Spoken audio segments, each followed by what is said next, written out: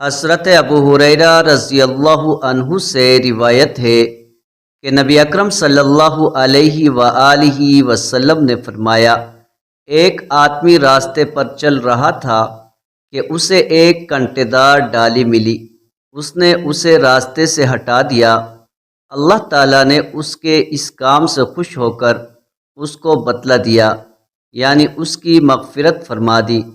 جامع ترمذی حدیث نمبر 1958۔ حضرت اسماء بنت ابو بکر رضی اللہ عنہا کہتی ہیں کہ میں نے عرض کیا، اللہ کے رسول، میرے گھر میں صرف زبیر کی کمائی ہے، کیا میں اس میں سے صدقہ خیرات کروں؟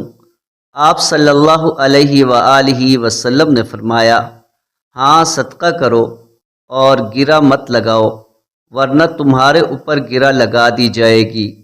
اس کا مطلب یہ ہے کہ شمار کر کے صدقہ نہ کرو، ورنہ اللہ تعالیٰ بھی شمار کرے گا اور برکت ختم کر دے گا۔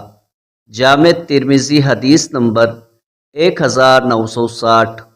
حضرت ابو ہریرہ رضی اللہ عنہ سے روایت ہے کہ نبی اکرم صلی اللہ علیہ وآلہ وسلم نے فرمایا، سخی آدمی اللہ سے قریب ہے، جنت سے قریب ہے، لوگوں سے قریب ہے اور جہنم سے دور ہے۔ بخیل آدمی اللہ سے دور ہے، جنت سے دور ہے، لوگوں سے دور ہے اور جہنم سے قریب ہے۔ جاہل سخی اللہ کے نزدیک بخیل عابد سے کہیں زیادہ محبوب ہے۔ جامع ترمذی حدیث نمبر 1961۔